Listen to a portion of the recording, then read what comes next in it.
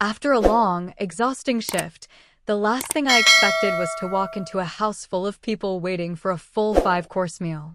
They all assumed I'd step right into the role of the perfect hostess, without question. But this time, I made a different choice. I put myself first. I refused to sacrifice my peace just to meet their expectations. That's why I shut the door on my husband's family, and I don't regret it for a second. My name is Clara, and until 22 months ago, I believed I had built a life that was finally, safely mine. I am 34 years old, and for 7 years I trained for a career as a pediatric occupational therapist, a job that requires a very specific, quiet kind of endurance and a deep, sustaining love for work that truly matters. I had saved enough by 31 to buy a 2-bedroom apartment in a mid-sized city, a place nestled on a peaceful street with a bakery on one corner and a pharmacy on the other. 3 blocks to the east was a park where I ran on those rare mornings when my energy outpaced my exhaustion. My apartment was a sanctuary of west-facing windows that turned the living room into a pool of deep amber every late afternoon. I had furnished it with a slow, deliberate hand, the way a woman does when she is building a home alone, and every single chair, rug, and lamp is there because she specifically chose to invite it in. I met Marcus at a friend's birthday dinner 2.5 years ago. He was a civil engineer, a tall and considered man who seemed to weigh his words before letting them go. He possessed a dry, subtle humor that emerged slowly, like a secret he was finally deciding you were worthy of keeping. We dated for 8 months before he suggested moving in together. Since his lease was ending and my place was larger, it made sense to settle in my apartment. I agreed with that particular, warm confidence of a woman who has waited long enough for the right person and believes, with everything she has, that she has finally found him. We married 13 months later in a small garden ceremony in late September. Marcus cried a while saying his vows, and I let myself believe those tears meant something fundamental about our future. His family was a sprawling, massive entity that I had known about from the beginning. His parents lived only an hour away, and he had 2 brothers, both married with children of their own.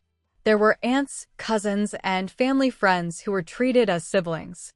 They operated as a single, loud, overlapping unit, constantly moving in and out of each other's lives with the casual, messy intimacy of people who have never been taught how to separate. I grew up as an only child in a much quieter home, raised by 2 people who loved each other but kept their world very small. Initially, Marcus's family felt like abundance. I was drawn to the noise, the warmth, and the way they welcomed me into the fold with tight embraces and homemade food pressed into my hands at every gathering. What I failed to understand, what I only realized with the slow, incremental dread of someone noticing a room is getting colder not when the temperature drops, but when they realize they've been shivering for an hour, was that welcoming me into the family and respecting the boundaries of my home were 2 entirely different concepts to them. The first time his brother and wife came to stay for a long weekend, I was told 2 days in advance. The second time, I got 1 day's notice. The third time, I found out they were visiting only when I pulled into my driveway to find their car parked in my spot. By the 4th visit, I stopped expecting any notice at all. I brought it up with Marcus every single time. I was calm and specific, raising the issue with the precision and care that my therapist, Patricia, would later tell me was ultimately backed by insufficient force. Marcus apologized every time. He promised he would talk to them. He told me they were just family and didn't see their presence as an imposition. He promised it wouldn't happen again, and then, with the cruel reliability of things that carry no consequences, it happened again, and it was always slightly worse. I need to be very clear about what slightly worse looked like, because when you catalog these grievances, they can sound petty. They sound like the complaints of a woman who is too rigid to enjoy life. But let me be specific. Marcus's mother would use my kitchen without asking and leave it in a state of filth I wouldn't leave in a stranger's house. His aunt once rearranged my bathroom cabinets to make room for her things, telling me I had let it get too cluttered, which resulted in me being unable to find my own medication for 3 days. His brother's children drew on my hallway walls with a ballpoint pen, and when I gently pointed it out to their mother, she laughed, said kids will be kids, and then told Marcus I had been cold to her. Marcus relayed this to me as constructive feedback. I took it as such. I softened my manner. I drew my own boundaries smaller and smaller until there was nowhere left for me to stand.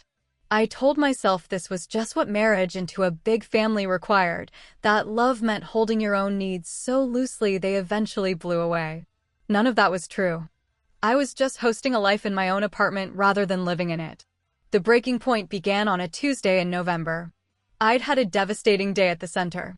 One of my young patients, a 6-year-old named Ethan who has cerebral palsy, had suffered a significant setback. It required a painful adjustment to his treatment and a grueling conversation with his parents, followed by 2 hours of soul-crushing paperwork. I left work at 6:15 p.m., bought a tuna sandwich, and ate it in my car in the parking lot. I did this because I had developed a bone-deep instinct that I should never walk into my own home hungry anymore. I climbed the 3 flights of stairs, put my key in the lock, and opened the door. The couch was occupied by Marcus's cousin Dimitri and his wife, Lena. Galina, Marcus's aunt, was entrenched in the armchair, the one I had carried up those 3 flights myself, upholstered in a fabric I'd spent weeks choosing. 2 of their children were on the floor, the television blaring at a volume I would never tolerate. Marcus's brother, Poda, stood in the kitchen doorway with a beer. Marcus was on the small sofa. He looked up at me with an expression I had learned to read with haunting accuracy. It was the look of a man who knows he has done something wrong and is betting entirely on your decency to keep it hidden. He stood up and told me to come in, to look who was here. I smiled, that automatic, empty smile that costs nothing. Galina kissed my cheek. Lena waved. The children ignored me. Poda gave a lazy toast with his beer. From the kitchen, the heavy, thick smell of frying onions began to fill the air, a meal that would take at least an hour to finish. I told them I was going to change. I walked into my bedroom, closed the door, and sat on the edge of the bed in the dark. I held my shoes in my lap. I had spent 10 hours managing the pain and distress of others, and I had absolutely nothing left for the performance required of a woman who finds 6 uninvited guests in her living room. I changed into comfortable clothes, took a novel from my nightstand, and got into bed. Marcus came in 14 minutes later. He asked if I was okay and if I was coming out. I told him no. I asked him when he knew they were coming. He admitted he'd known since the afternoon but hadn't called me. I told him I had already eaten and was going to read. He hovered in the doorway, wanting to argue but unable to find a valid point, before retreating to the noise. That wasn't the big fight. It was just a line I had finally drawn. But when the relatives left at 10 p.m. and Marcus came to bed, he told me I had been rude. I told him I was tired and hungry and uninformed. He asked if I wanted him to tell them not to come. I told him yes. I told him I wanted to be consulted. I wanted the basic courtesy of being treated as a co-owner of my own home. He turned off the lamp without responding. I lay in the dark, realizing that him pretending this was about food was a dangerous piece of information. The next 2 weeks were a cold, surface-level normal. Marcus was quiet, acting as if I were the one at fault. His family began texting him more, and I saw that bet on your decency look returning to his face. Galina even left me a voicemail, sounding wounded and warm, telling me they just wanted to be close to us. I saw the manipulation for what it was, a practiced instrument. That weekend, over coffee, Marcus told me his parents were visiting the following weekend. He framed it as giving me plenty of notice this time. I looked at him and realized he thought the problem was logistics, not the fact that he viewed my home as a public space. We sat at the kitchen table, and I tried to have a real conversation. I told him I loved his family, but I needed to count on my home being my sanctuary. He nodded. He said he'd do better. He took my hand, and I chose to believe him because I wasn't ready for the alternative. The following Sunday morning, I woke up to a third voice in the kitchen. It was his cousin Andre. Marcus had invited him for breakfast without a word to me. I lay in bed and felt a profound sorrow. I had been as clear as a person could be, and he had reverted to his default settings the very first chance he got. It meant the conversation hadn't registered, or worse, he didn't think he actually had to change. I went for a run in the park. When I returned, Andre was gone. Marcus looked apprehensive. He told me he forgot to mention Andre was coming. I told him I was going to shower, and then we were going to talk about what happens now. As the water ran over me, one word took shape in my mind: enough. We sat at the table again, but the light felt different, harder. I told him I was done softening the edges. I told him his family treated our home like a hotel, and that every time a choice had to be made, I was the one who lost. Marcus sat in a defensive silence for a long time before finally speaking. Marcus leaned back in his chair, the familiar creaking of the wood sounding like a warning. He said they had always been this way, that his family's presence was just how they functioned. He spoke as if their behavior were a natural law, like gravity or the tide, something I simply had to accept because it existed before I did. I looked at him and asked the only question that mattered: was his family's way of life compatible with what I needed to survive? I asked if he was willing to work on a compromise, or if he had already decided that I was the one who had to do all the adjusting. He told me it wasn't fair to make him choose. But I wasn't asking him to choose between a wife and a mother, or a spouse and a brother. I was asking him to choose between two versions of a marriage. In one, I was a full partner whose needs carried real weight. In the other, I was a ghost in my own home, indefinitely managing his family's unfettered access to our sanctuary while pretending I was fine with being invisible. I set my mug down and waited. I told him those were the only two options on the table, and I needed to know which one he was picking. The silence that followed was heavy and hollow. Outside, the world continued as if nothing were breaking. A bus rumbled past the window, and a neighbor's dog barked twice before falling silent. Marcus stared at the table, and I watched him with a clarity that felt almost peaceful. I realized I was about to find out a truth I had been avoiding for a long time. Finally, he spoke. He told me he didn't think I was being reasonable. There it was. He didn't say he heard me, or that he wanted to do better, or that he realized he had been taking me for granted. There was no counteroffer or attempt to meet me in the middle. He simply offered a verdict on my character. Calling me unreasonable wasn't a response to my request. It was a way to invalidate the person making it. I said okay. He repeated it back to me. I told him I needed to know where he stood, and now I did. I got up, rinsed my mug, and went into the bedroom to call Natasha. She had been listening to the chapters of this story for 8 months, and she answered on the second ring with the sharp alertness of a friend who knew this specific call was coming. I told her everything. Before I could even finish, she offered me her spare room. She spoke with a decisive, no-nonsense tone of a woman who had watched her friend slowly diminish and had already prepared a lifeboat. I told her I wasn't ready to move just yet. I needed a few days to think because I didn't want to make life-altering decisions in the heat of a Sunday morning. She told me the offer was standing and wouldn't expire. Instead of packing a bag immediately, I did something I had learned from years of working with families in crisis. I documented. I wasn't aggressive or hostile. I was just careful. I started a notebook, recording the dates and details of every uninvited visit from the last 6 months. I noted the conversation Marcus and I had about the pattern, followed immediately by the unannounced breakfast with Andre the next morning. I wrote down his exact words: "I don't think you're being reasonable." I kept that notebook in my bag like a shield. That evening, I called my father. Unlike Marcus's family, my father always called 2 weeks before a visit, framing it as a genuine question rather than a demand. He was a retired accountant, a man who spoke softly but had a genius for finding the structural flaw beneath a surface problem. When I told him the full, unvarnished version of what was happening, he listened in silence.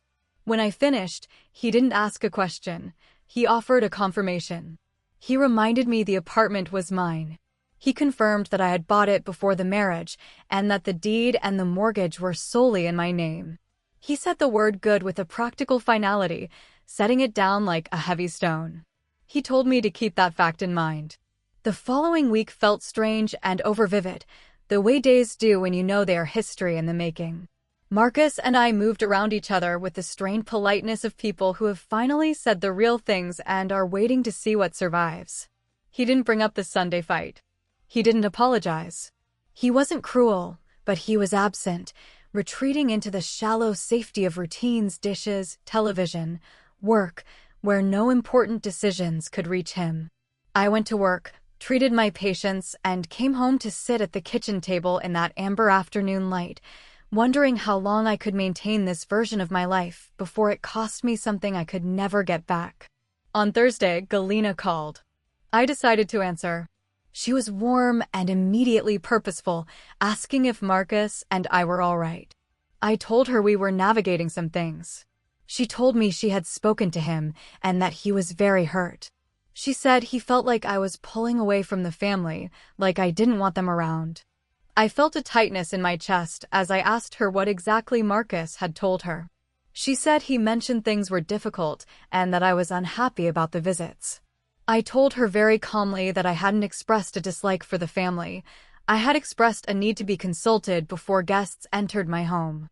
I told her I had asked to be treated as a partner in my marriage. I pointed out that the fact Marcus summarized my request for basic respect as not wanting the family around was incredibly informative. Galina went quiet. When she spoke again, her tone shifted. The warmth remained, but there was a hard note of authority underneath it, like a tablecloth finally sliding off an unfinished table. She told me that when I married Marcus, I married a family, and that meant making adjustments. I agreed, noting that adjustments were required from everyone, including Marcus, who had yet to make any. She told me he loved me, and I told her that love and accountability weren't mutually exclusive. She then suggested I come to the family dinner on Saturday to smooth things over. I hated that word, smooth. It implied the surface was the problem, not the crumbling structure beneath it. I told her I'd think about it and hung up. Sitting in my quiet office as the light faded, I realized Marcus had called his aunt before he had even tried to talk to me again. He had taken our private conflict to his family to be managed rather than coming to me with an apology. He was triangulating, bringing them into the marriage to handle a situation he was too weak to handle alone. I drove home and sat in my car for 15 minutes, looking up at our third-floor windows. I wondered if the life behind that amber glass was still the one I wanted to live. Inside, Marcus had made pasta and poured me a glass of wine. He was trying for warmth, but it looked like thin paint that wouldn't stick to the surface. He told me Galina had called and mentioned the Saturday dinner. I sat down and asked him if he had talked to his aunt about our fight before talking to me. I walked him through the sequence. We talk Sunday. He calls me unreasonable. Then he spends the week managing the fallout with his aunt until she calls to tell me how to fix it. I asked him at what point he actually planned on coming back to me. His jaw tightened, and he said he was thinking about it. I told him he wasn't thinking, he was managing. I told him he never brings his problems to me. He brings them to them, and then they return to me with a solution that always requires me to be more available to them. I told him that isn't a marriage, it's a system I just happen to be living inside of. For a second, I saw something raw in his face. I think he finally saw the gap between us. He told me he didn't know how to make me happy. I told him I knew, and it was the saddest part of the night because I realized that not knowing how and not being willing to try were the same thing in his hands. I didn't go to the dinner on Saturday. I told him on Friday night that I was passing, and he nodded with the look of a man who had lost, but wasn't ready to admit it. After he left at 6:15 p.m., the apartment was finally, blissfully mine. I made tea, sat in my armchair, and let myself think the thought I had been circling for weeks. I wanted him to leave. Not out of revenge, but because I wanted my life back. I wanted to come home and know the space was mine. I wanted to make tea without doing the math of who might be in my kitchen. On Monday, I spoke to a lawyer my father recommended. Her name was Vera, and she was as unsentimental as a heartbeat. I brought my deed, my mortgage papers, and a spreadsheet of our shared expenses. She told me I had been thorough, and I told her I had been careful. She confirmed that the apartment was mine legally and unambiguously. Marcus had no claim to it. Our only entanglement was a shared account for joint expenses that held no significant assets. The path was clear. I had spent 6 months trying to have a single conversation that would lead to a different result. I realize now that our failure to connect wasn't a lack of communication, but a reflection of our actual incompatibility. I told Marcus that I wanted him to move out. I reminded him that the apartment was mine and had always been mine. While I wasn't necessarily asking him to leave my life, that was his choice. I was firmly asking him to leave my home. I told him I had already spoken to a lawyer and that I wanted to handle this with dignity and as little damage as possible. He was incredibly still as I spoke. When the silence finally broke, he asked if this was all because of his family. I told him it was because of us. His family was simply the place where our issues became visible.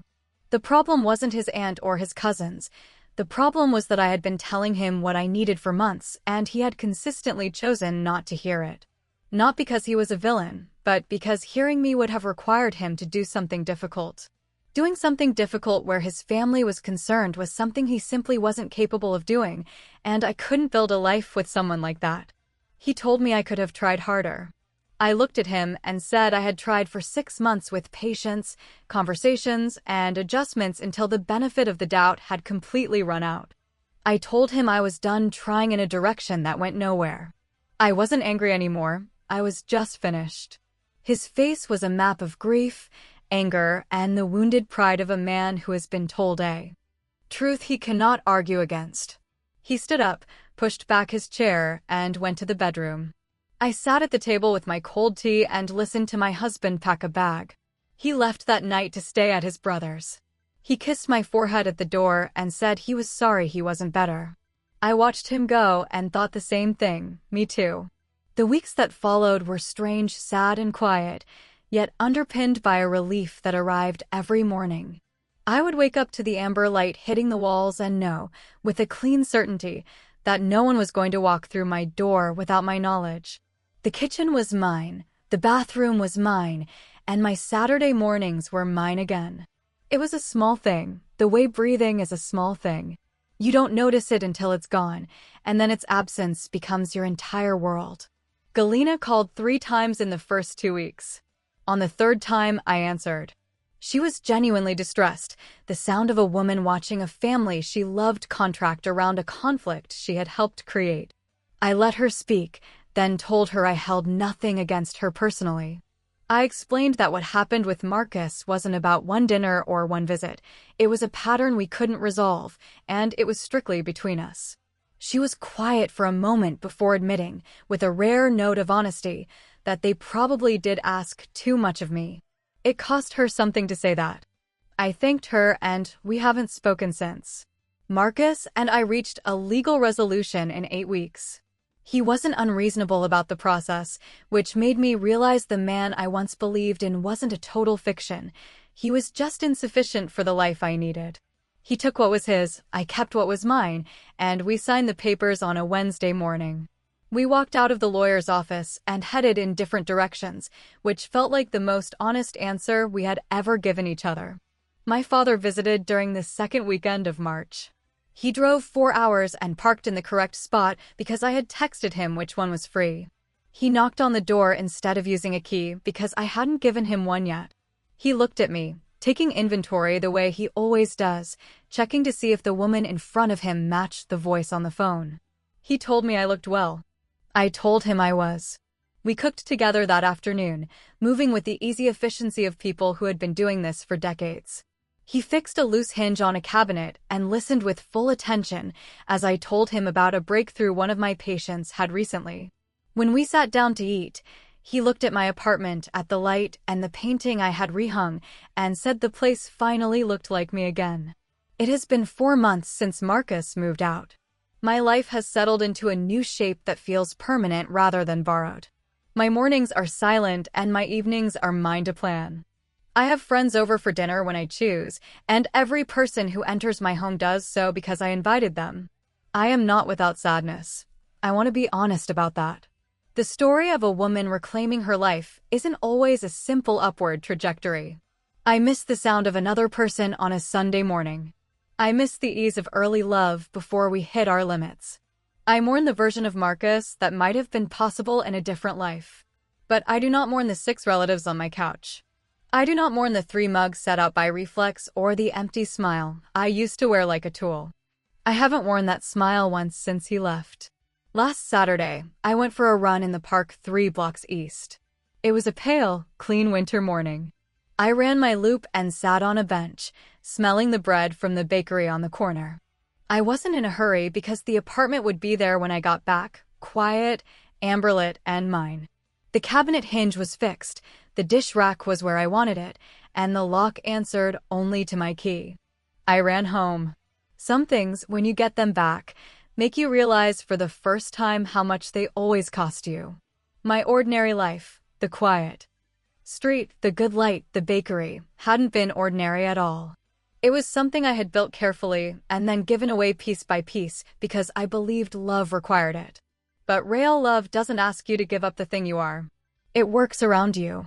It learns to occupy the space you fill without trying to rearrange you to fit a mold. I am learning to occupy my own space again without apology. The door has my name on it, and I am finally home.